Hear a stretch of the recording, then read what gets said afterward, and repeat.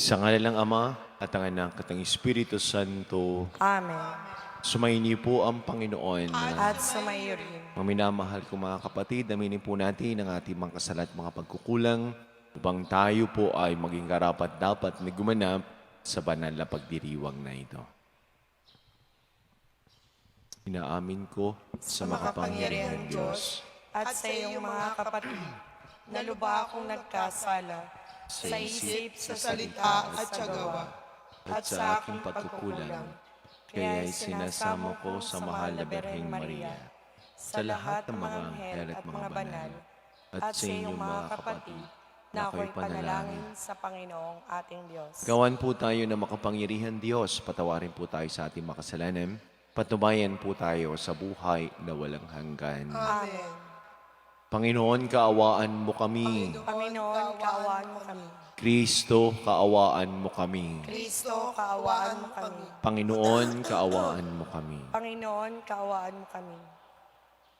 Manalangin po tayo.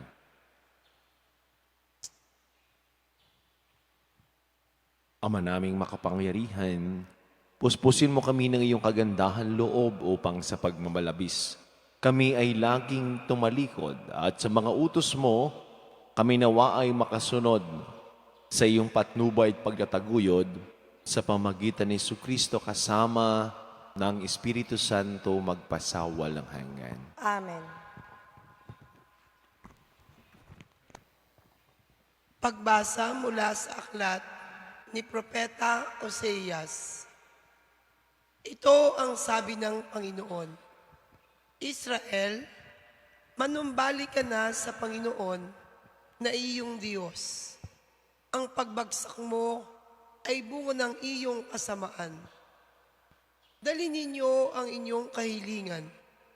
Lumapit kayo sa Panginoon at sabihin ninyo, patawarin mo na kami. Kami iyong kahabagan at tanggapin.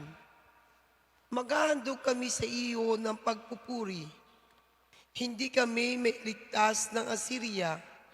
Hindi kami sasakay sa mga kabayo. Hindi naman kami tatawaging Diyos. Ang mga larawang ginawa lamang ng aming mga kamay. Sa iyo lamang makatatagpo ng awa ang mga ulila. Sabi ng Panginoon, patatawarin ko na ang aking bayan. Mamahalin ko sila ng walang katapusan, sapagkat mapapawi na ang aking galit. Ako'y matutulad sa hamog na magpapasariwa sa Israel at mamumulaklak siyang gaya ng liryo. Mag-uugat na tulad ng matibay na punong kahoy. Dadami ang kanyang mga sanga. Gaganda siyang tulad ng puno ng ulib. At hahalimuyak gaya ng Libano. Magbabalik sila sa tahanan sa ilalim ng aking kalinga. Sila'y yayabong na gaya ng isang halamanan. Mamumulaklak na parang puno ng ubas, at ang bangoy katulad ng alak mula sa Libano. Ephraim, lumayo ka na sa mga Diyos-Diyosan. Ako lamang ang tumutugon at nagbabantay sa iyo. Ako'y katulad ng sipres na laging luntian, at mula sa akin ang iyong bunga. Ang mga bagay na ito'y dapat unawain ng matalino at dapat mabatid ng marunong. Matuwid ang daan ng Panginoon at doon tumatahak ang mabubuti, ngunit madarapa ang mangangahas na sumuay. Ang salita ng Diyos. Salamat sa Diyos. Salmong tugunan, tinig ko'y iyong pakinggan ang sabi ng poong mahal. Tinig ko'y pakinggan ang sabi ng poong mahal. Sa paglabas namin sa bansang mabagsik, Ganito ang wika na aking narinig. Mabigat mong dalay aking iniibis. Ipinabababa ko ang pasaning basket. Inililigtas kita sa gitna ng hirap. Iniligtas kita nang ika'y tumawag. Tinig ko'y pakinggan, ang sabi ng poong mahal. Tinugon din kita sa gitna ng kidlat at sinubo kita sa Batis Meriba. Kapag nangungusap, ako'y iyong dinggin. Sana'y makinig ka, o bansang Israel. Tinig ko'y pakinggan, ang sabi ng poong mahal. Ang Diyos ay huwag mong paglingkuran. Diyos ng ibang bansay, di dapat luhuran. Ako'y Panginoon, ako ang Diyos mo. Ako ang tumubos sa iyo sa Ehipto. Tinig ko'y pakinggan, ang sabi ng poong mahal. Ang tangi kong hangad, sana'y ako'y sundin. Sundin ang utos ko ng bayang Israel. Ang lalong mabuting bunga nitong trigo, ang siyang sa iyo'y ipakakain ko. At ang gusto ninyo'y masarap na pulot, ang siyang sa inyo'y aking idudulot. Tinig ko'y pakinggan, ang sabi ng poong mahal.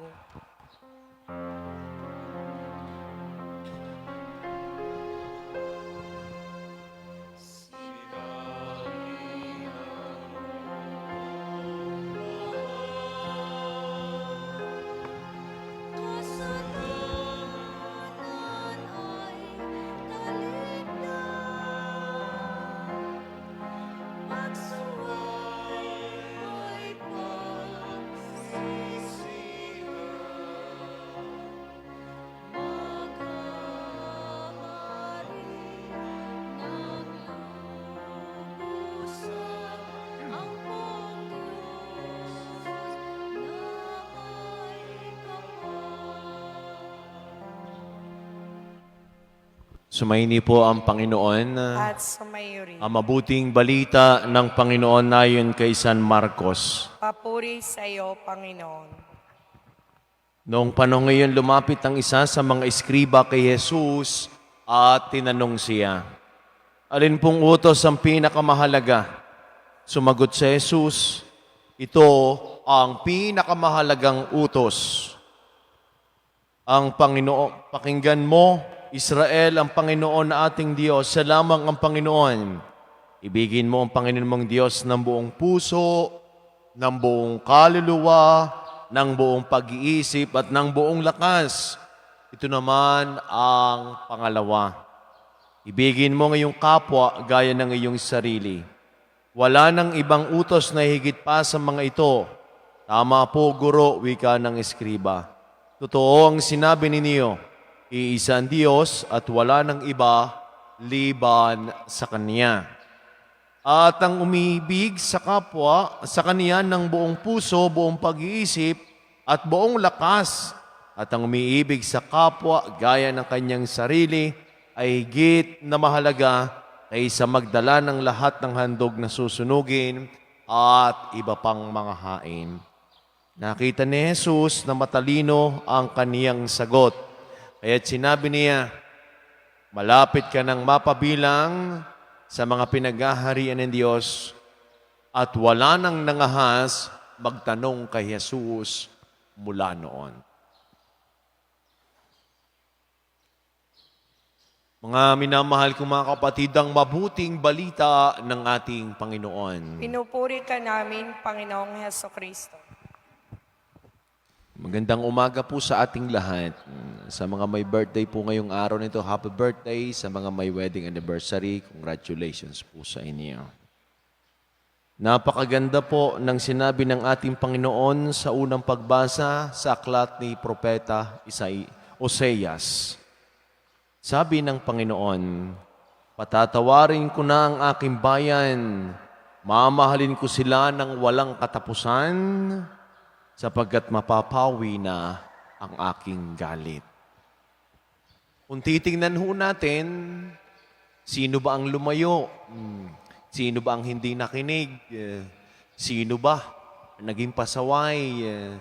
Sino ba ang makasalanan? Sino ba kung sino pa ang mga tao na hindi karapat-dapat sa tingin ng tao na siya ay lumapit sa Diyos. Ang Diyos pa ang magsasabi na siya na ang nasaktan, na siya na ang inagrabyado. Siya pa ang magsasabing, patatawarin ko kayo, hindi na ako magagalit at mamahalin ko kayo ng walang katapusan. Yan ho ang Diyos natin. At ang sabi niya, o't kayo ay nagkamali, o't kayo ay matitigas ang ulo. Pero sa pagkakataong ito, siya pa ang umaamo ay napakalayo sa ating mga tao. Natural. Kapag may kasalanan ng isang tao sa atin, ang dahilan natin bakit ako lalapit sa kanya? Bakit siya hindi lumapit sa akin? Isang may kasalanan, hindi na. Ano siya? Sinuswerte? Napakagaling naman niya. Siya ang may kasalanan, ako ang lalapit. Ibang usapan na yan. Pero sa Diyos, iba. Mamahalin ko kayo nang walang katapusan. Hindi na ako At sa atin ng Ebanghelyo, tanong, ang isa sa mga eskriba, alin ba ang pinakamahalagang utos?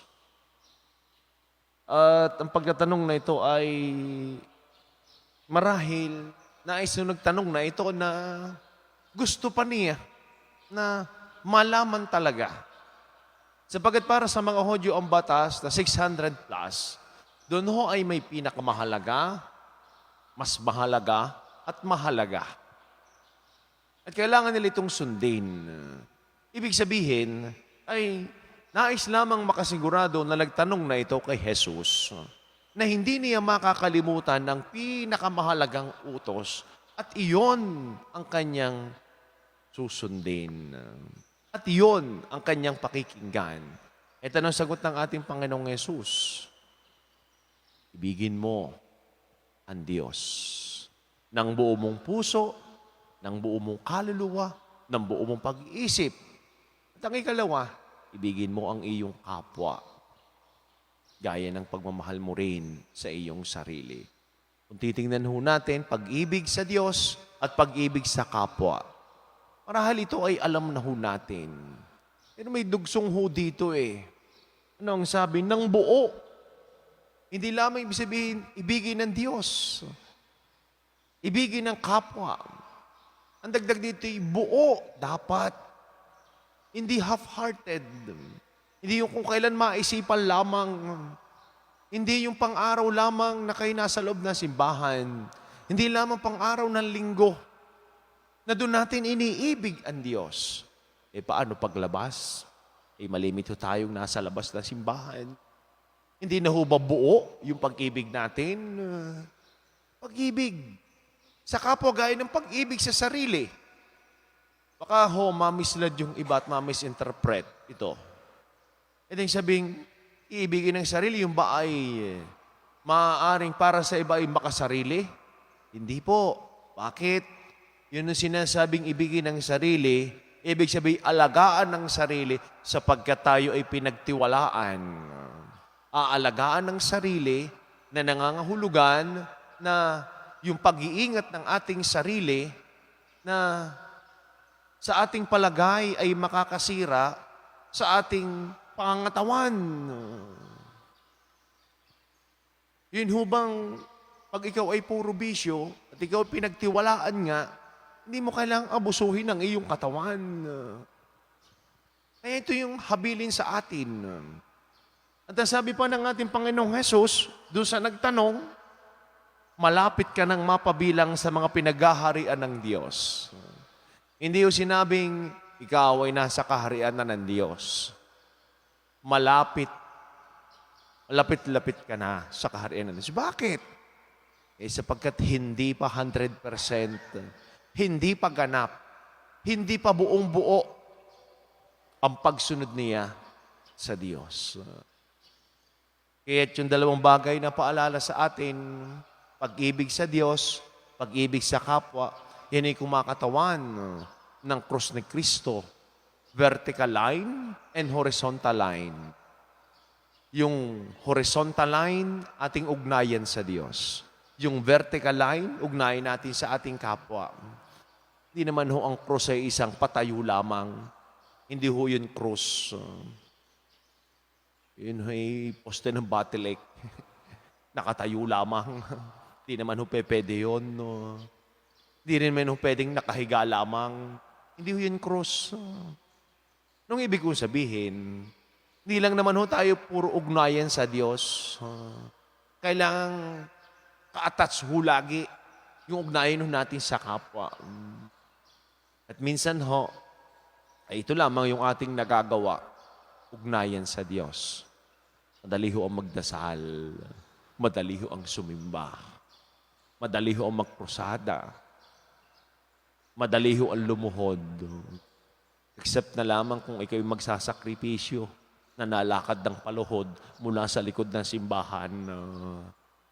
Yung mahirap-hirap ng kaunti. Anong ibig kong sabihin?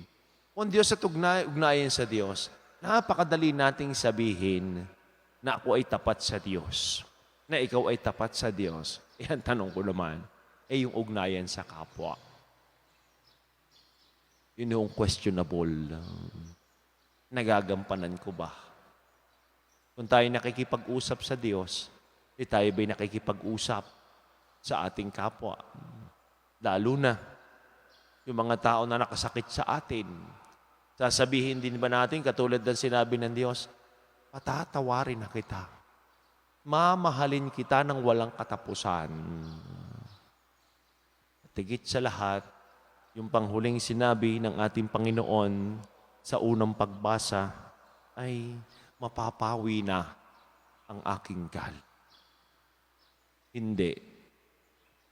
Sapagkat sa realidad, sa lungat, marinig pa lamang ang pangalan, galit na galit na. Rinig pa lamang iyon, lalo na pag nakakasalubong, dodoble ang galit. Lalo na pag nakausap, high blood na. Sana ho, ipaalala sa atin. Yung Diyos na ginawa natin ng masamay, ito pa ang sinasabi. How much more kung tayo? Ito rin ang inaasahan sa atin. At ito din naman, ang paalala sa atin ngayong panahon ng Kwaresma. Huwag ko tayo mag-alala. May Diyos na magpapatawad sa atin. May Diyos na patuloy tayong mamahalin at patuloy tayong minamahal. Mapapawi na ang kaniyang galit. Manalangin tayo sa Diyos Ama na pukawin ng kanyang pag-ibig. Ang lahat at ang kanyang pag-ibig ay matatak sa ating pakikitungo sa bawat tao. Panginoon Diyos, palaguin mo kami sa iyong pag-ibig. Panginoong Diyos, palugawin mo kami sa iyong pag-ibig.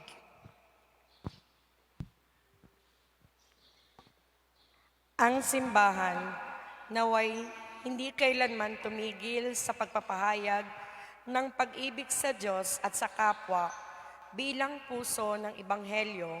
Manalangin tayo sa Panginoon. Panginoong Diyos, palaguin mo kami sa iyong pag-ibig. Atin nawang huwag kaligtaan kailanman ang magpadama ng habag sa mga kapuspalad, sa mga walang nagmamahal at mga nangangailangan. Manalangin tayo sa Panginoon. Panginoong Diyos, palaguin mo kami sa iyong pag-ibig. Atin nawang pakitunguhan ang bawat tao ng may kabutihang loob at paggalang. Manalangin tayo sa Panginoon. Panginoong Diyos, palaguin mo kami sa iyong pag-ibig. Sa mga may sakit at matatanda, naway magkaroon tayo ng higit na habag sa pamamagitan ng banayad na pagpukaw ng Espiritu Santo, manalangin tayo sa Panginoon. Panginoong Diyos, palaguin mo kami sa iyong pag-ibig. Ang ating yumaong mga mahal sa buhay, naway ihatid ni Kristo sa kanyang walang hanggang kaharian, manalangin tayo sa Panginoon. Panginoong Diyos, palaguin mo kami sa iyong pag-ibig.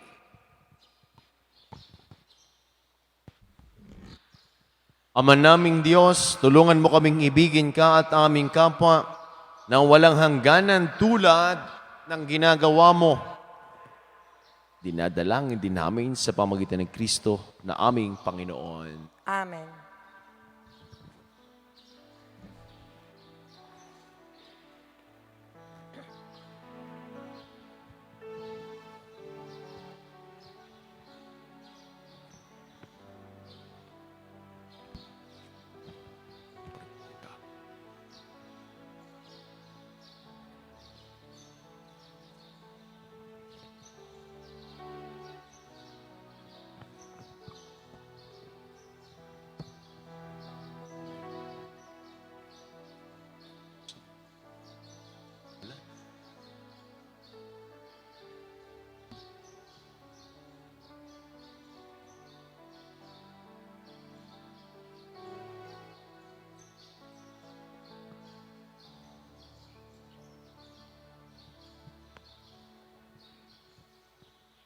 Manalangin po kayo mga kapatid upang ating paghahain ay kalugdan ng Diyos amang makapangyarihan. Tanggapin nawa ng Panginoon itong paghain sa iyong mga kamay, sa kapurihan niya at karangalan sa ating kapakinabangan at sa buong sambayanan niyang banal.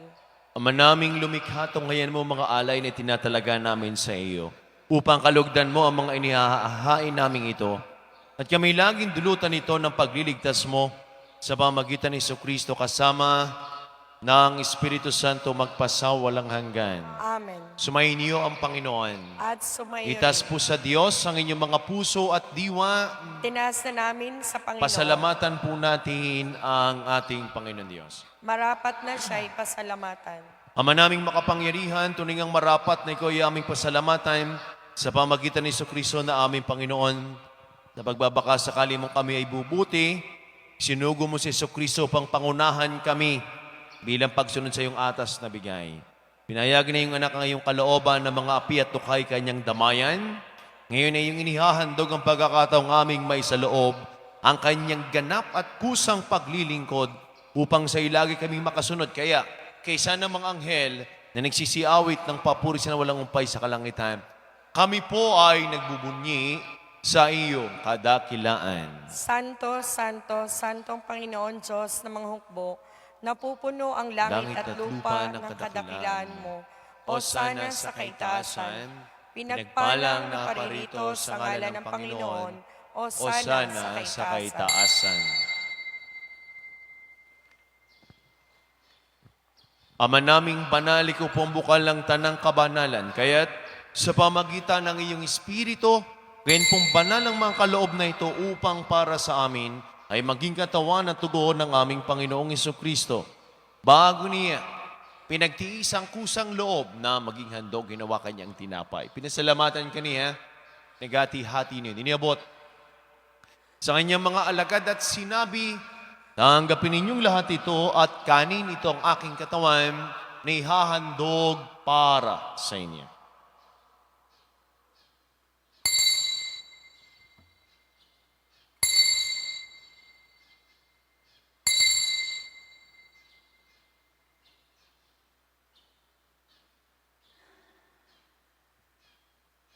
Kaya hindi naman nung matapos ang hapunan, hinawakan niyang kalis, muli kanyang pinasalamatan, nibuti ang kalis sa kaniyang mga alagad at sinabi, tanggapin ninyong lahat ito at inumin itong kalis ng aking dugo, ng bago't walang hanggang tipan, ang aking dugo na ibubus para sa inyo at para sa lahat, sa pagpapatawad ng mga kasalanan. Gawin ninyo ito sa pag-alaala sa akin.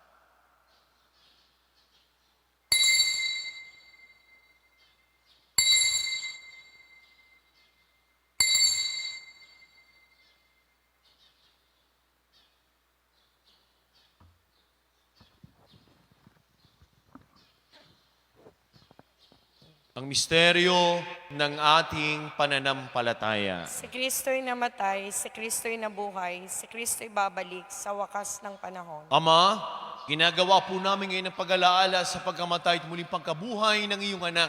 At inialay po namin sa iyo ang tinapay na nagbibigay buhay at ang kalis na nagkakaloob ng kaligtasan.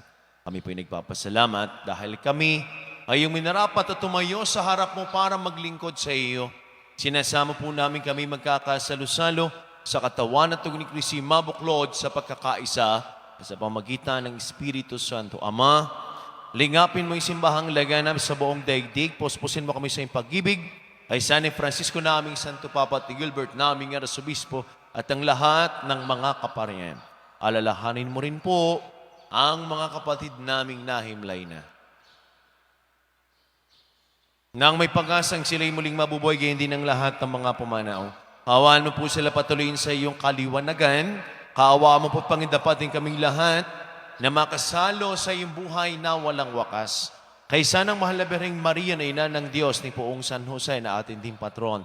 Kaysa ng lahat ng mga apostol, San Jose, Mariel at lahat ng mga banal na namuhay dito sa daigdig ng kalugod-lugod sa iyo.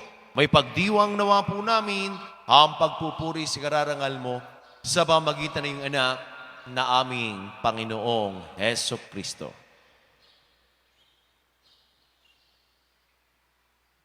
Sa pamamagitan ni Kristo, kasama niya at sa Kanya, ang lahat ng parangal papuri sa ito sa makapangyarihan, kasama ng Espiritu Santo magpasawalang hanggan.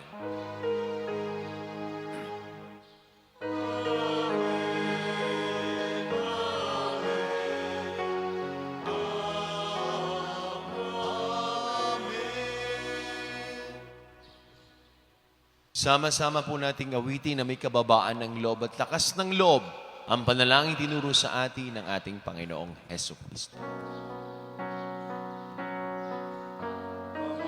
Nami sumasalangit ka,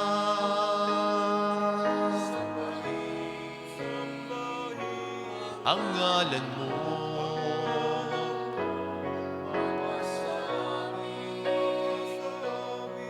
ang kaharian mo, sundin ang loob mo, dito sa lupa para ng sa langit. Ngayon ang aming hakbang,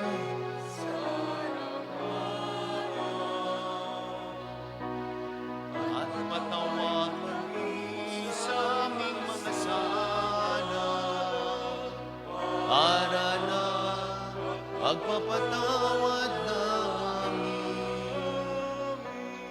sa nagkakasala sa amin, at huwag mo kami ipahintulot sa tukso at iadya mo kami sa lahat ng masama. Hinihiling po namin kami ay adya sa lahat ng masama, pagkalooban po ng kapayapaan araw-araw, ligtas sa kasalanan, at ilayo sa lahat ng kapahamakan, samantalang aming pinananabikan ang dakilang araw ng pagpapahayag ng tagapagligtas naming si Hesu Kristo. Sapagkat iyo ang kaharian at ang kapangyarihan at ang kapurihan, magpakailanman. Amen. Panginoong Kristo, sinabi mo sa iyong mga apostol, kapayapaan ang iniiwan ko sa inyo. Ang aking kapayapaan ang ibinibigay ko sa inyo. Tunghayin mo ang aming pananampalataya at huwag ang aming mga pagkakasala. Pagkaloob po kami ng kapayapaan at pagkakaisa ayon sa iyong kalooban, kasama ng Espiritu Santo magpasawalang hanggan. Amen. Ang kapayapaan po ng Panginoon ay lagi nang sumainiyo. At sumayring.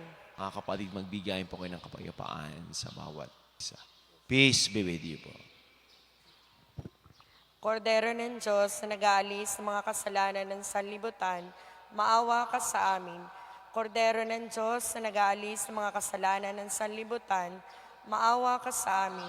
Kordero ng Diyos na nag-aalis ng mga kasalanan ng sanlibutan, ipagkaloob mo sa amin ang kapayapaan.